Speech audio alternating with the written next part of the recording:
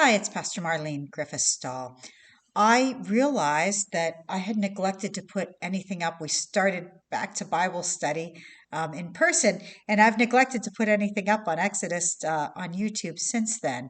So my apologies. But we had left off after the ninth plague in Exodus.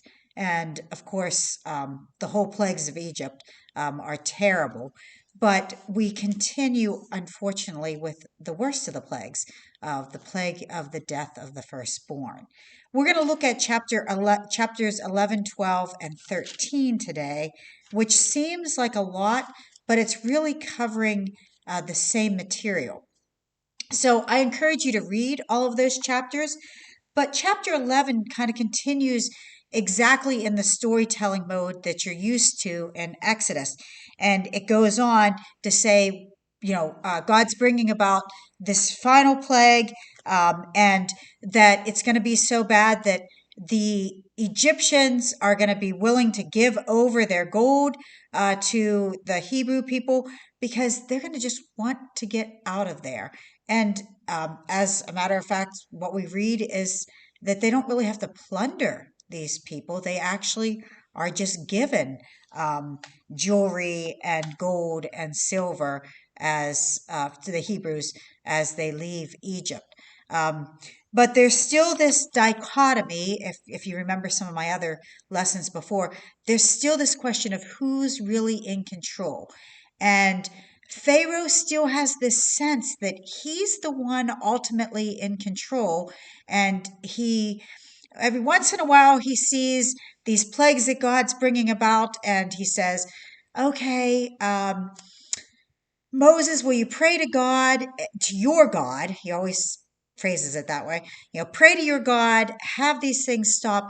But Pharaoh never acknowledges God. Pharaoh never comes down and says, um, God, please stop this. Pharaoh never comes before the Lord asking for forgiveness or even acknowledging that God is greater than himself. That's why the plagues continue. Now, there's another stream in the whole story that the plagues continue because God continues to harden Pharaoh's heart. And that is one of those struggles of Scripture, which I've talked about before. I wish I could tell you this is exactly what's happening and we understand all of this, but the reality is we don't understand it. And this last plague is one that is a terrible plague that we don't want to happen because we don't want the death of anybody. As the people of God, I hope that we are never praying for or hoping for the death of a nation or military defeat, not for our own freedom, but just to take over or just to be. And we don't want people to die even when there's just wars. We always want to be on the side of life because that's where I believe God is. But we do have to contend with this image that what God says is going to happen happens. The firstborn in Egypt do die. And it is a terrible plague. And you can read it as if God does it just as complete punishment. I do believe that Pharaoh has hardened his heart at the beginning. And even though it says, God continues to harden his heart, I think that's true in one sense. But I think if Pharaoh had ever taking the opportunity, had ever really decided that he wanted to repent and that he was going to turn to God, that the plagues would have been over. So you can read it for yourself. There's all types of commentary, all sorts of things out there. And there are some people who are just very much convinced that we do not have free will and that this is basically what Pharaoh was meant to do. But in the end, what it does do is it shows not only the Hebrew people God's power over life and death with no questions asked, but it shows the people of Egypt the same thing. So many people in Egypt start to believe that God is all powerful, that God is the Almighty because of all these acts. It's just a terrible cost to have people trust in God. So that's all I can definitively say. I have other thoughts on it. If you're listening to this and want to talk more about that, feel free to do that. But the reality is, it's one of those things we don't know. And there are different traditions throughout the readings. Things were written down at different times and finally put together while the Israelites are in exile. So there are some different traditions and different ways of telling the story. So you do find some little variations. And if you're honest with yourself, that is true of every story that you tell. Whatever family stories you listen to, there are different variations depending on who's telling the story. And sometimes, even if all the details are the same, there's a different perspective.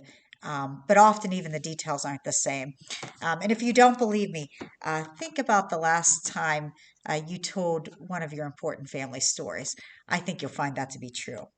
So, chapter 11, as I was saying, goes through kind of the narrative version of the story and this promise or threat, whichever way you want to read it, that this is going to happen. The firstborn are going to die, and not just the firstborn children, but the firstborn of the cattle.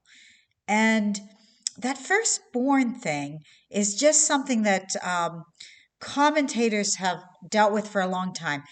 Most scholars on Exodus, Jewish and Christian, as far as I know, believe that it is the firstborn males that we're talking about, and not the firstborn females, because that is the genetic line, of course, and the name um, that continue the family name, and the family heritage is with the males.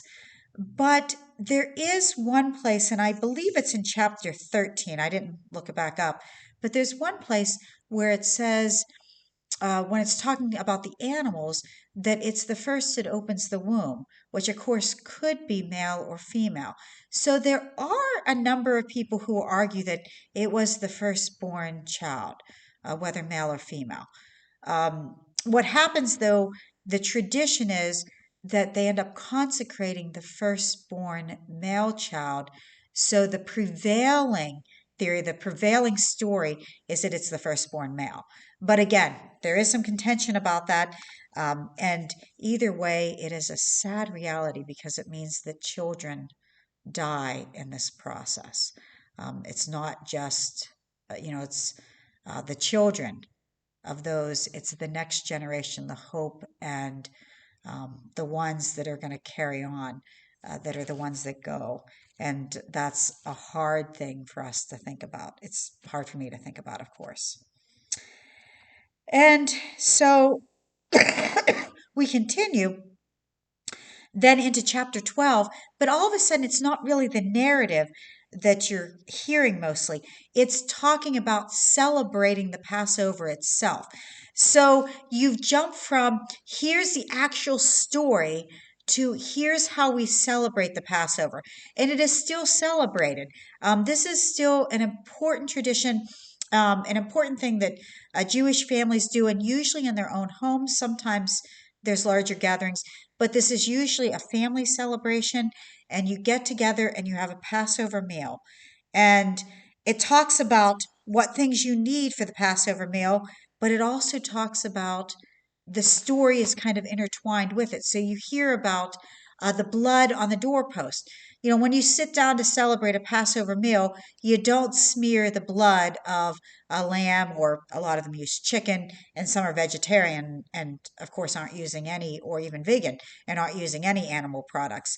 But um, so you hear part of it is echoing of the story, the original story, where when you sacrificed that lamb, you did put the blood on the doorpost so that the angel of death knows what households to pass over, the ones that have followed God's ways. So you get that involved, but you also have all the stories of, making sure that you have the bitter herbs, making sure that you have unleavened bread, and even all the details about the Feast of the Unleavened Bread, because in Jewish tradition, you get rid of all the leaven. You do a major house cleaning before Passover, and you get rid of all the flour in your house, and you clean everything out for the year. Um, my house could probably use that as well, but it never happens. But um, but then we go back in like verse 21 of chapter 12, we go right back to the story. Um, call it Moses calling the elders together. And so it just goes back and forth. So as you're reading that, just be aware that that's what's happening. Sometimes you're in the future talking about how we're going to celebrate this and how we do celebrate it. And sometimes you're right there at the occurrence when it first happened. So that'll help you as you read through that. And the basic thing to remember is you have some of the basic things to remember is you have the lamb, of course, that is slaughtered, and you consume the whole lamb. So if your household is too small, you gather with other households. You don't want anything left. Anything that's left has to be burned. And then in the morning, when the Egyptians wake up and realize that the firstborns have died over the night, that's when you have the women not able to let their flour or not able to let their bread, their dough rise for that day. They haven't added the leavening agent, which of course I add the leavening agent right away. So I don't know if there's a different tradition or if it's just the tradition that it hasn't acted, so we don't have leavening. But they bake their bread right away. It's just flat because it hasn't been able to rise, and they head off and they take off as quickly as they can. And finally, it is not just the men who leave, which is what Pharaoh kept insisting that, well, you could take your men out for a day or two, but your children and your women and the livestock have to stay behind.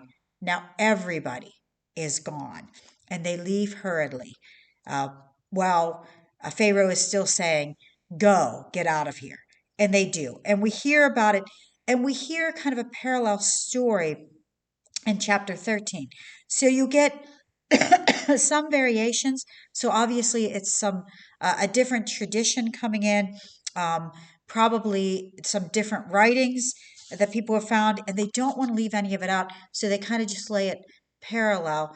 But you'll see just some little variations within it. But you hear the same story with some little different emphasis on that. And one of the really interesting things that you hear at the end of chapter 13, which is often just kind of overlooked as a detail, but I think it's an interesting detail to pick out, is that when they leave, they still have Joseph's bones.